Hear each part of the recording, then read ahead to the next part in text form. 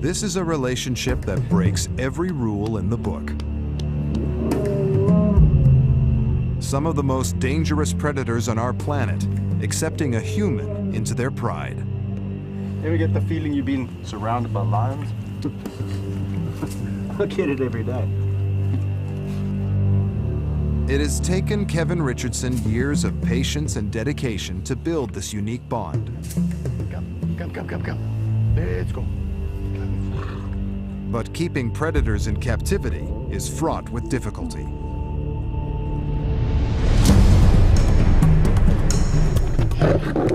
An angry lion needs help. A hyena cub is saved from certain death. Here we come, my boy. And when lions meet, they clash. All while Kevin tries to keep his dream alive. I would hate nothing more than to see this place go and the animals in it. It's my life and soul.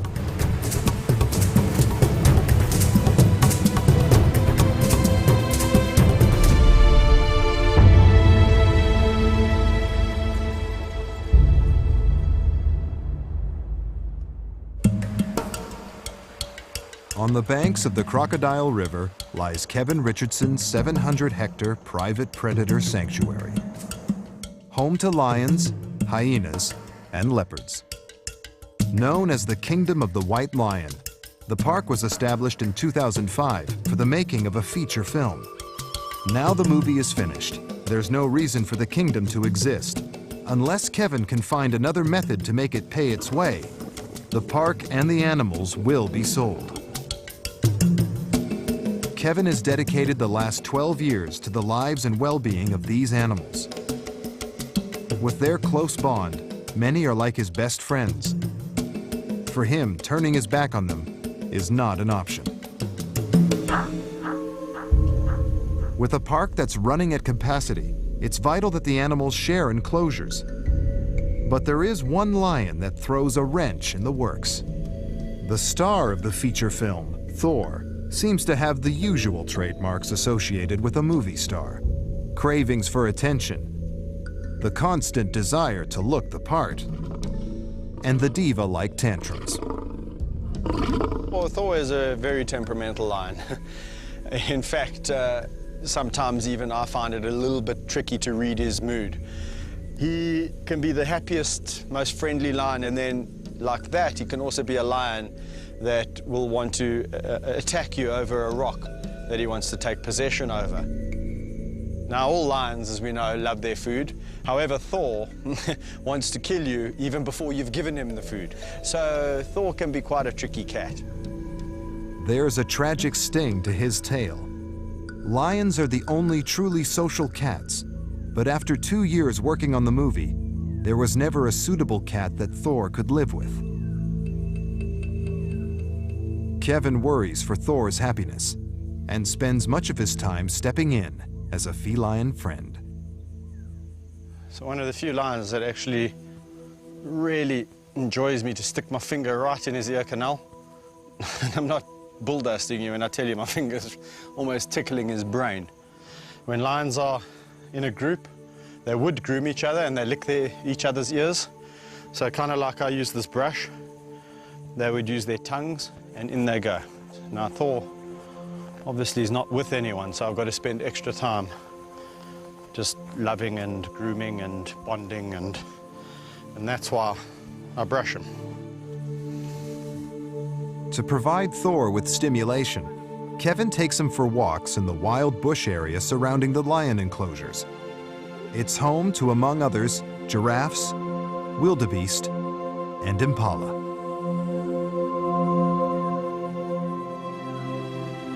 Finding a suitable partner hasn't been easy, but Kevin's had a breakthrough. We finally found some suitors for Thor. 2 lionesses, Kusasa and Sabindi.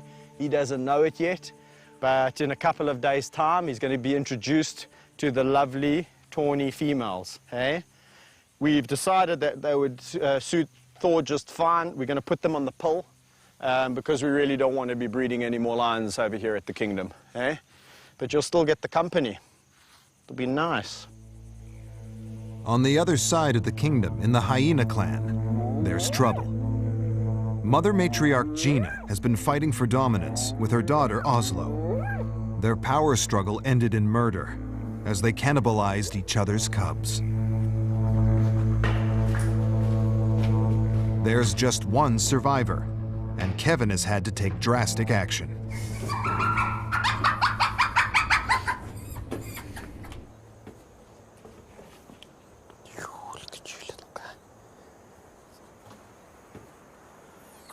This is the only surviving little cub, and I've had to remove him now because out of 5 cubs we've now landed up with nothing. I think we're going to have to take you and hand raise you, my little guy.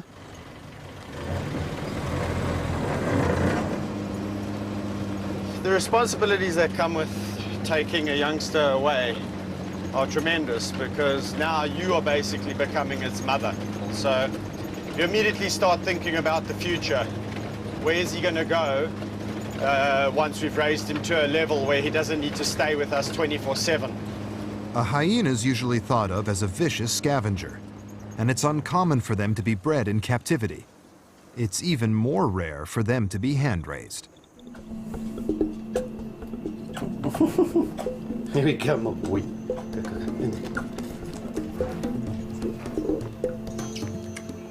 You don't want to stop for a burp then, boy? Hmm?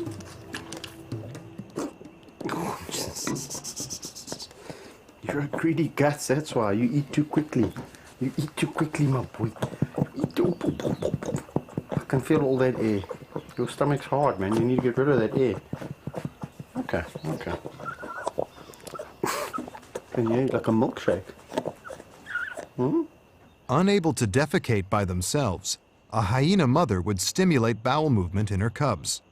But without mother around, it's up to Kevin to lend a helping hand. They don't have the bowel movement or the ability to push it out on their own.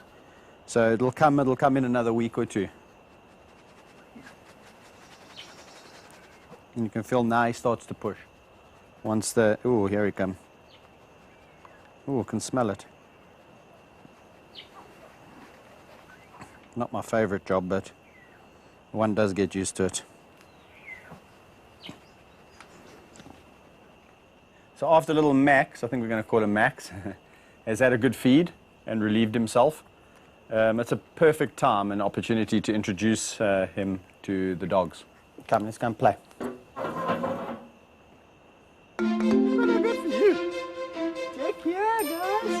Cubs require constant socialization to prepare them for life back in the animal world. Over the years, Kevin has found help at hand on his own doorstep. He's seen, Valentino's seen many animals come through the house, so he's generally very good. He's been... Valley, stop it today. Slowly, boy. That's how you call him back.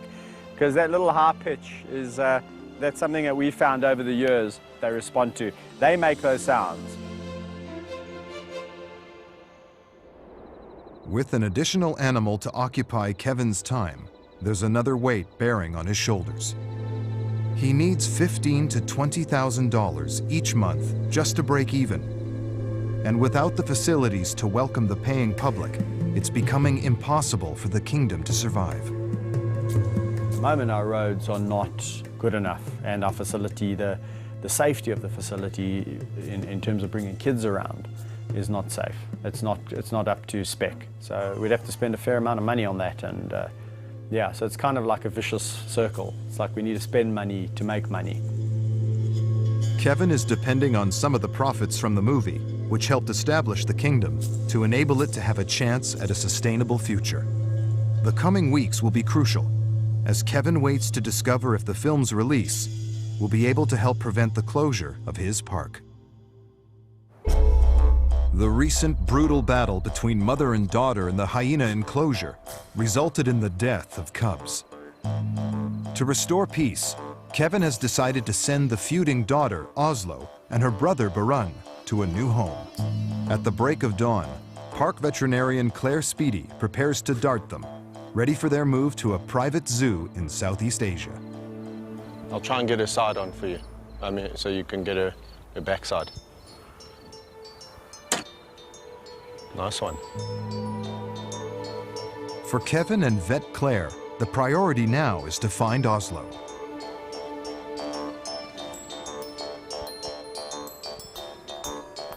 As Oslo's legs give way, Burun looks on nervously in the background.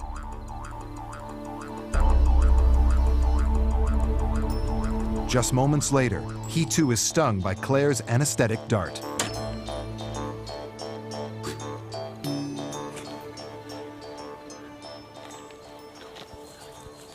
Okay, this is Oslo, and Oslo is obviously Gina's daughter, and she's the one that's been fighting with Gina a lot, although it's calmed down quite a bit lately. But needless to say, it's going to flare up again. And the same goes for Burun. Burun is going to start breeding with his mother basically in another year or so. As they begin to look for Burun, it becomes apparent he's nowhere to be found. It's vital they quickly find the sedated animal. Unconscious, he could be in danger. Let's check down here by the den. Let's do this top half first. I think we've covered this area. Yeah. I've just looked right in that middle there. Claire asked me to look after the Burun, and I lost track of him, and now we can't find him. And he's gone down. It's not good to have an animal that's drugged just running around. Well, not running around, as the case may be. Found it!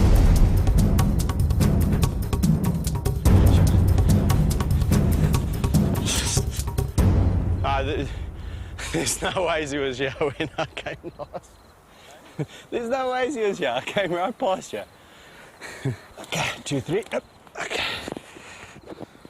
Okay.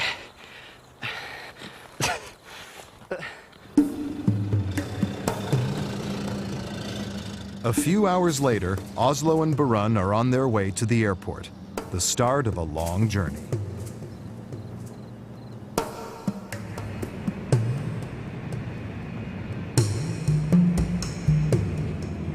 You know, you never like to see your animals go, but it's the reality, you know. If the numbers are getting too great and the complications with mother and daughter and mother and son, you know, it's just a necessary thing we have to do. And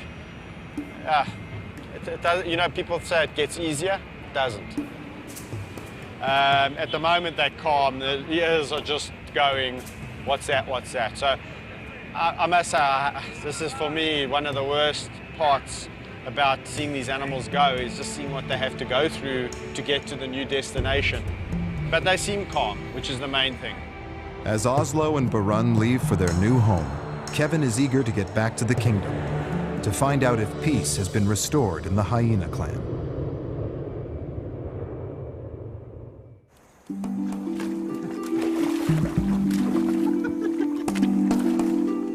The following day, Kevin visits the hyena enclosure to check on the mood. Now the troublemaker has left the clan.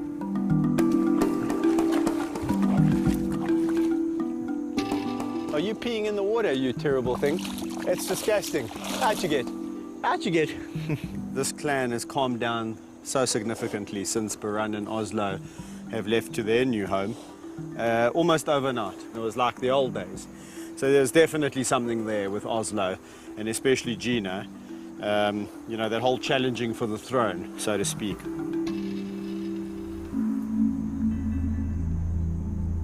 The kingdom's nursery acts as a shelter for any of its abandoned animals. It's currently home to 2 lion cubs and 5 hyenas.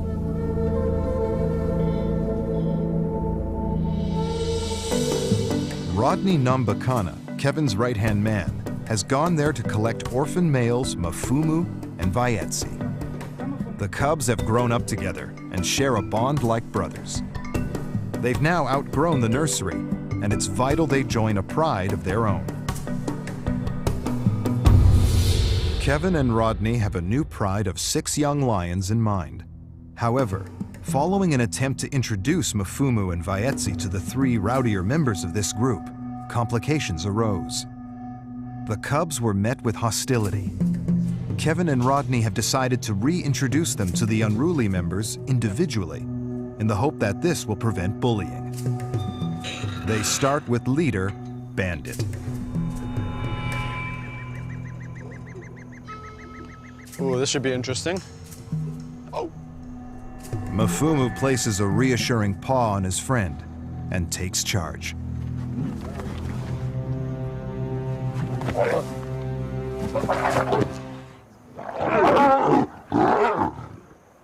Be nice, Bandit. All get along nicely. Again, Mfumu dares to approach Bandit. Goes in to help, you see that? Slowly. Nicely, nicely. You see? No, no, no, no, no.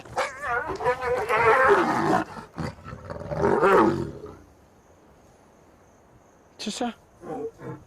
I don't think he really wants to get into a ferocious fight. He's already got a nick on his lip from one of the little guys. So his posturing is, look how big I am. I'm a big bandit, and I'll put you in your place. And these guys are like, oh, ears back. Don't pick on us. And as soon as he makes a big noise, they roll on their backs, which is the submissive behavior. I think we're going to have to just leave it for a while and let them all settle, just the three of them, before we start releasing more individuals into this group, because it can become complicated very quickly. Let's hope it works out, because if this doesn't work out, I don't know what I'm going to do.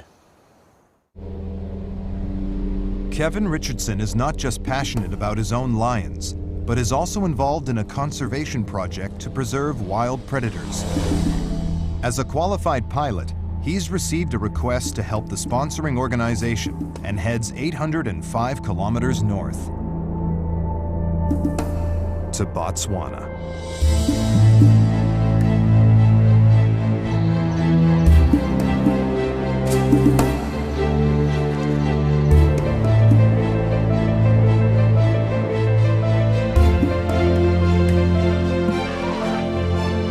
Deep in the Okavango Delta lies the research camp for the Botswana Predator Conservation Trust. Set up to study the interaction between all the species of large predators in northern Botswana, it's coordinated by Andrew Stein. These things are living creatures and they have a place in this world, and we need to understand what they do, where they go, so that we can conserve them and make sure that life continues. Andrew has had difficulty finding the main pride. They're hoping to locate them from the air.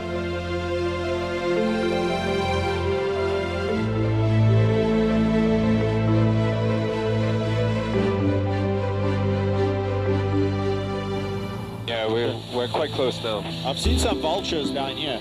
Okay. So maybe let's see what we can see. Yeah, there's definitely something down there. The vultures are all landing in that tree. Okay. And in front of the tree, I'm not sure what it is, but I could have sworn it looked like a giraffe carcass. I'm going to just do one more circle around there. Okay. And see what, you know, maybe we're in luck. Maybe these lions have made a kill. No, for sure, definitely. I can actually see a lion on the carcass. There's definitely a giraffe kill there, dude. All right, great. Let's just mark that. Let's get in there on the ground and have a look.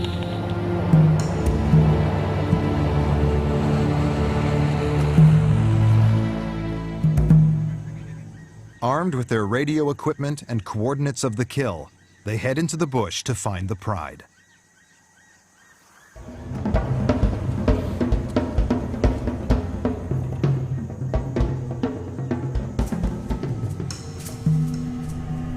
As the sun reaches its midday peak, they finally catch their first glance of predator activity. Well, there's a carcass down there. It's quite old, eh?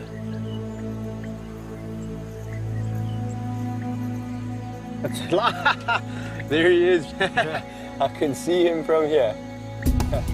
Having tracked the male, they cautiously move in closer to try and catch sight of other pride members.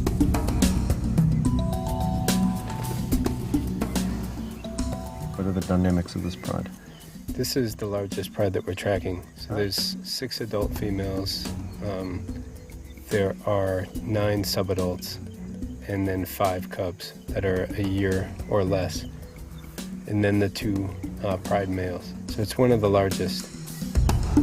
Kevin tries to prevent his own lions from breeding, but the story in the wild is vastly different. Numbers are plummeting, and it's estimated there's been an 80% drop in less than 30 years.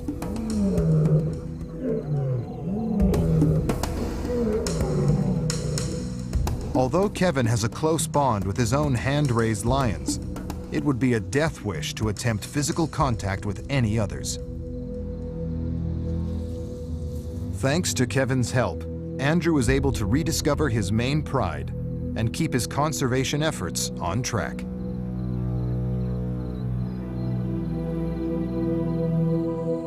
Early the next day, Kevin returns to South Africa. But there's a dark cloud looming over the kingdom. Everyone's been relying on the success of the feature film to save the day. The pressure of these expectations weighs heavily on Kevin as he awaits news of the film's commercial success. Cinema revenues are looking meager, and the financial situation is about to take a turn for the worse. The movie's been pirated along with a whole bunch of other South African releases that have been on circuit. And it's just so irritating. I mean, you work for so many years to put something out there, and then some, I don't even have the word for it, comes along and just cribs it and puts it on the street for, you know, a fraction of the price. The consequences are far-reaching. And it goes as far as the kingdom, because if the movie did well on, you know, combined theatrical, DVD, TV, the situation would look a lot brighter here. Pressure is mounting, and unless Kevin can find a way of raising much-needed cash, the future of the kingdom's residents looks bleak. If the film, you know, for whatever reason now doesn't get out there, the consequences are that the park might have to shut down, and we might be having to find homes for 37 lions, 20 odd hyena, and the rest of the animals that live here. There is no easy solution. Lions will only be bought up where there's a demand, and at the moment I don't think there's much demand for lions. So quite frankly, I think unless somebody really came in here and bought them out, putting them down would be, a real option.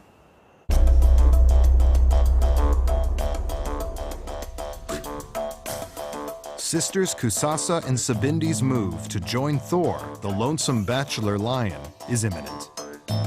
The vets have arrived to tranquilize the lionesses and administer long-term birth control.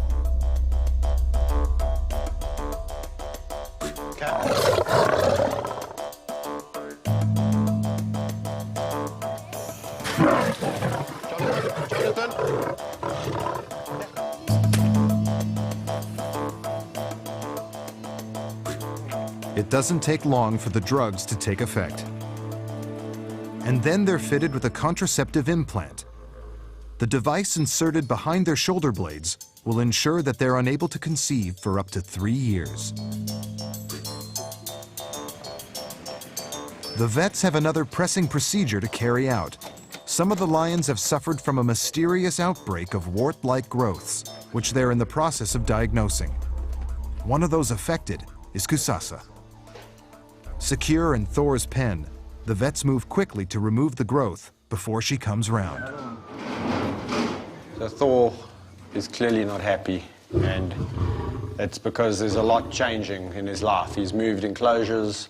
Now these 2 lions that he can see and smell in his enclosure, and we are all here really irritating him. It's a delicate procedure. A wrong incision could sever a nerve ending. The removed growth will be sent to the laboratory for analysis in the hope of determining the cause.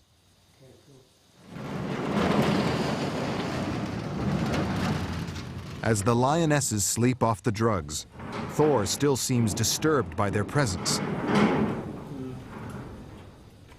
In less than 24 hours, they will be joining this angry cat. Meanwhile, Kevin and his wife Mandy think they've found a new plan to keep the park from closing. We've had a lot of inquiries into people just wanting to come out and help on the farm. So we thought, why not, you know? Let's get the volunteers through here. They can contribute in a positive way. And it can also help, you know, fund some of the things that we need to do here, you know. With a new baby in the family, Mandy in particular is looking at future ways for the park to support itself. It's not just about the income that international guys will pay to come through to us, it's about the working hands that we have on the farm. There are other things we are exploring to do with corporates and things like that at a later stage, but you know, every little bit counts towards running a big park like we have. At Thor's enclosure, the bachelor is about to meet the two lionesses for the first time. Kevin takes no risks before releasing Kusasa and Sabindi. Thor's still very aggressive. So I've had to bring the dart gun out and mix up some drugs for Thor, just in case I have to dart him to prevent him really tucking into these galls. So if it's getting out of hand and I feel that I might have to intervene, then this is what this is for. Fur is going to fly. I think people need to be aware of that. These are lions, they're not humans, and they have their own way and their own mechanisms of establishing hierarchy. One thing's for sure is Thor has to assert his dominance, and that's what he's going to do. Sure enough, Thor is living up to his temperamental reputation as he eyes up the new arrivals slowly coming round in his night pen.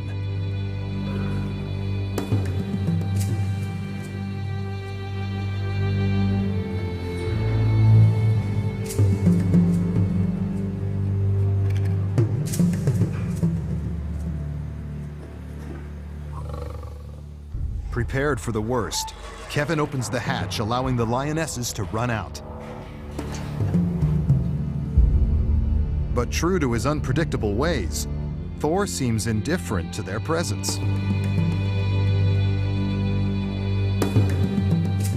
Despite Kevin's anxieties, the girls don't seem too concerned with their new roommate.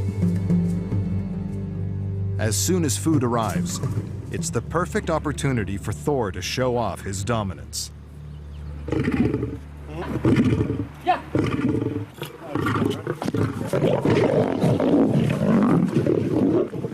But on this occasion, he's met his match, as Kusasa grabs the lion's share. In the wild, this kind of behavior is what you would expect. If a male lion came across two females in the bush, he's a bachelor male roaming, it's not in his best interest to, you know, engage them immediately, because if he gets injured, that's the end of it. That could be the end of it. You know, from a wild perspective, Thor's behaving normal. Establishing a hierarchy will take some time, but in this encounter, the lionesses appear to be dominating.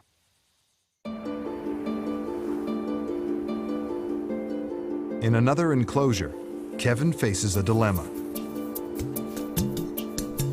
Brothers Tao and Napoleon have spent their lives together. They're the oldest lions, and the first that Kevin hand-raised. At 12 years old, they're very much senior citizens, but can still keep their cubs in line and have a way with the ladies. But there's a problem with the mother of the group, dominant female Maddie Tao, who looks to be carrying cubs.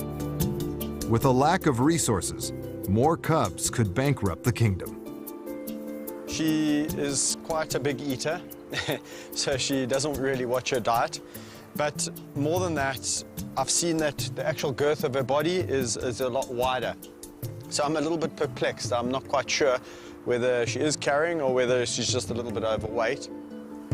We have had it before with Maddie Tao, that just when we thought she wasn't pregnant, out popped some cubs.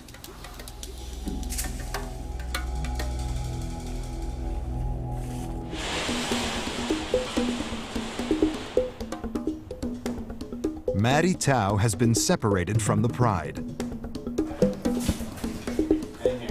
Fitting her with a new contraceptive implant is the only option. It will ensure she can't conceive, but also won't damage any existing fetus. Vet Jonathan Fish darts her.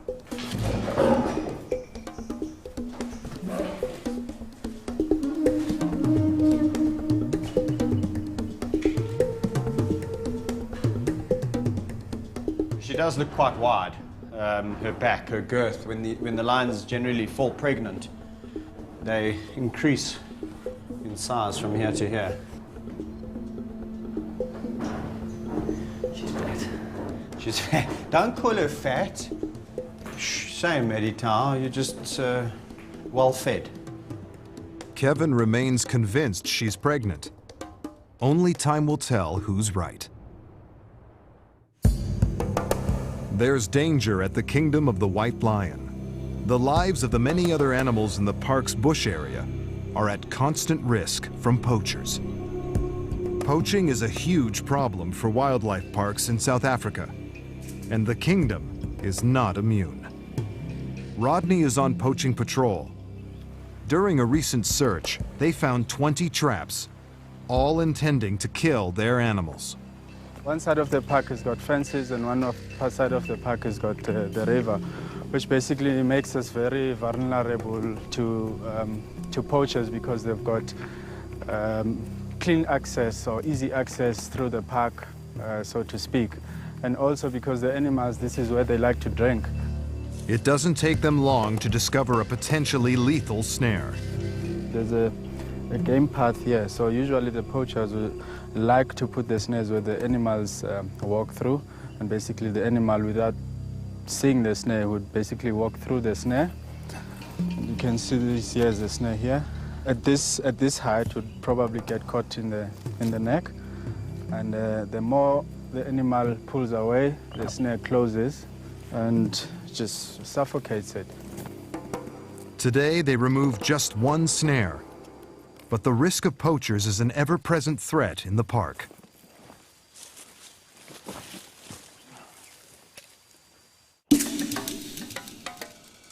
Back in the teenage lion enclosure, there's an animal that appears to be out of place. Spunnies has grown up with the lions and is a fully fledged member of Bandit's Pride.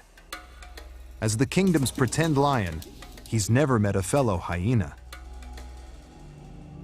Kevin and Rodney have decided as the least threatening member of Bandit's troop, Spunny should be the next in the Pride to be introduced to Mfumu and Vaetsi. Despite Spunny's familiarity with lions, as soon as Mfumu and Vaetsi arrive, he's being chased around the enclosure. But help is at hand for Spunnies when his old friend Bandit is released for his second encounter with Mfumu and Vaetsi.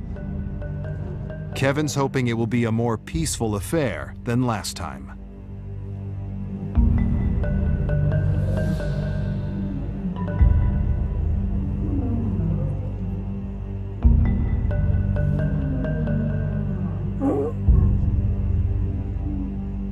The group quickly settle down and form a truce. Kevin and Rodney now feel they can introduce Bandit's highly strung sister, Gabby.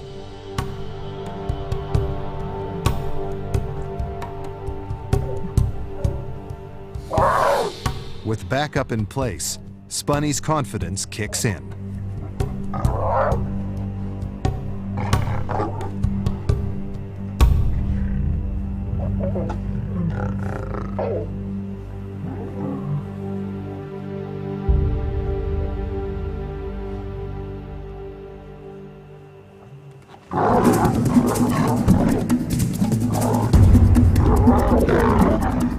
Enraged, Gabby riles Bandit, and both lay into Mfumu.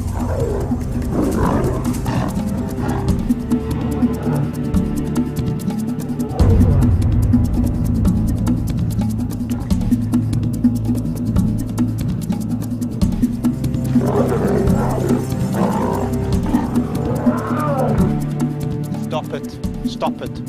I promise I'll warning you. Ta-ta-ta-ta.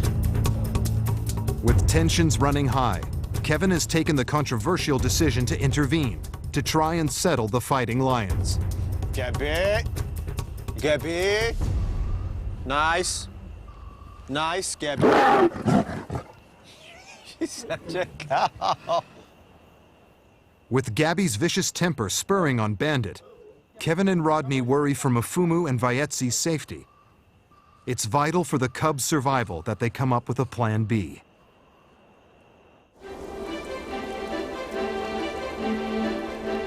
It's an early start at the kingdom.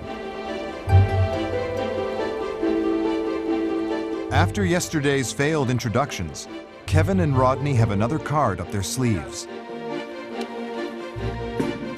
They're going to let Mafumu and Vayetsi first form a coherent group with 3 of the calmer lions in Bandit's pride. If this works, they will join the rest. We've got the 5 youngsters versus the 3 older lions. They stand a much better chance. Be nice.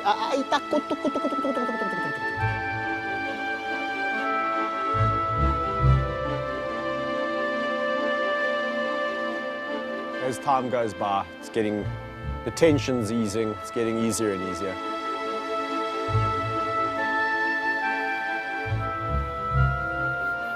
Mafumu and Vayetsi, you'll notice, are side by side, very still, very quiet, very low, and keeping a very watchful eye on what the other 3 are doing. It's a good sign from them. It's been a successful morning for Mafumu and Vayetsi.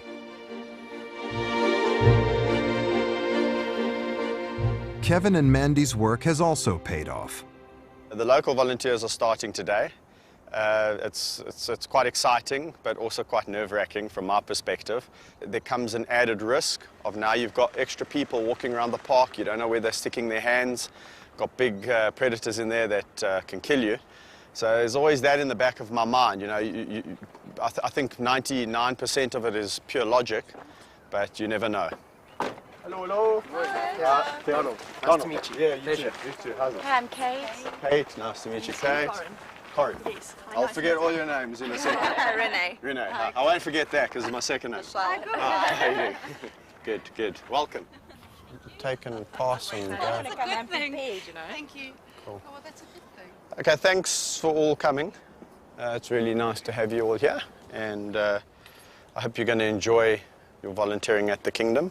It's an exciting phase to be part of, because one day, should the Kingdom be this, world-class tourist facility, you guys can say, well, I had a part to play. Following their induction, the volunteers are taken on a tour of the park and are eager to see Kevin interact with the animals. So Alex, Kaiser, Siam. Siam's a really fantastic tawny lion. Hello, Kaisi. Are you in a good mood today, boy? Oh. Okay, so he looks like he's in a good mood. Kaiser, so to give you an example, come, boy. Come, Sami. Sami. Oh. So lions will do everything in their time. There's no such thing as human time, and if you want to push them, then you've got another thing coming. You've got to just be patient and, just go with the flow. Come, boy. Yeah. Yeah, boy. Hola. Patience is indeed the order of the day. Yeah. Sorry. As Kevin's calls fall on deaf ears, he tries his luck with Thor. But again, to everyone's astonishment, he is completely ignored. My boy. As a last resort, he steps in with Meg and Amy, who, true to form, give him a boisterous greeting. Free labor from local volunteers like these is invaluable. But if the park's going to survive, then Kevin and Mandy will have to come up with more radical plans.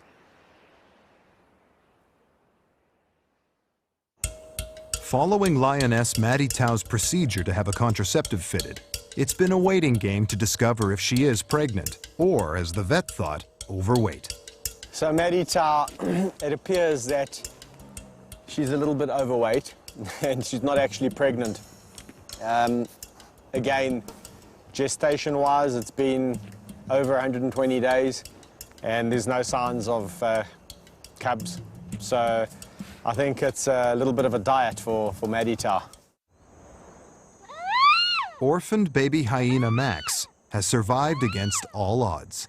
Saved from the hyena den just days after his siblings were killed by their auntie, he's been hand-raised by Kevin.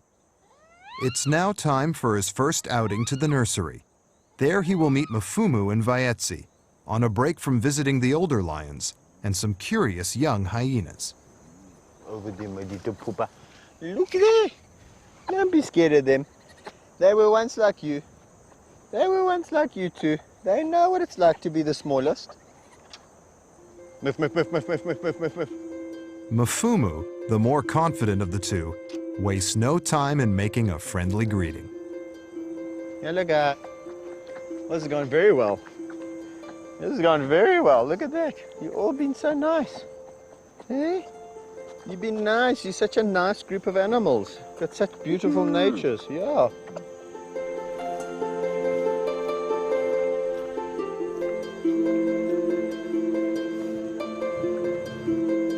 Slowly. We all get so excited. Yeah. It's so exciting. All Woody's trying to do is exert her dominance. She's the oldest female here. So at this stage, she's the most dominant. Max is a little male, and she's just saying to him, listen, I'm the boss here. So if you come to my group, my clan, which involves 2 lions, I'm still the boss. Just as the youngsters settle down, Mfumu decides to show his affections.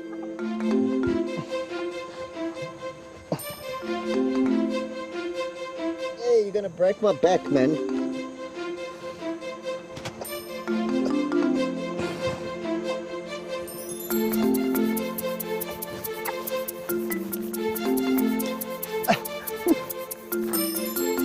Okay, get off me, Mfumu. All right. It's enough. Okay, bye. Bye, guys. I think Max has really done well. He's gone in there with the right attitude. If he went in there with this aggressive, cocky attitude, then they would sort him out very quickly. He went in there all submissive and cute, and hey, how could they not like that cute face? Hey, you went, I'm just a youngster, yeah. Yes, I just want to be accepted. Yes. He's going to do just fine. He's a fantastic little guy.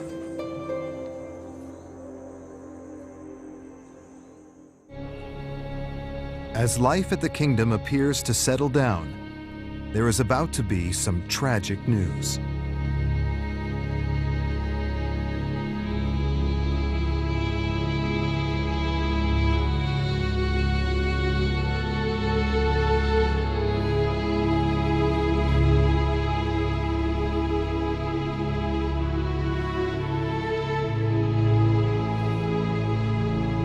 Lion cub Mfumu is dead. They will need to search for clues to solve the mystery of his death.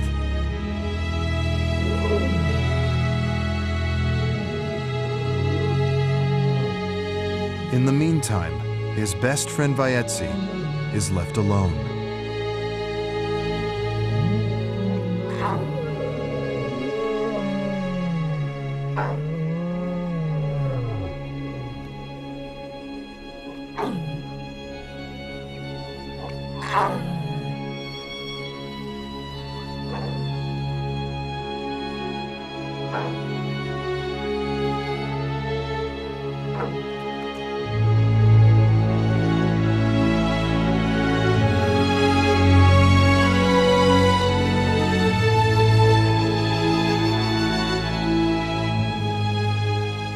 Just when you think you've got everything in order,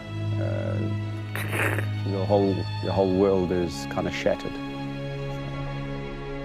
As Kevin mourns the death of Mfumu, the threat of losing the rest of his animals and the entire kingdom is about to become more real than ever.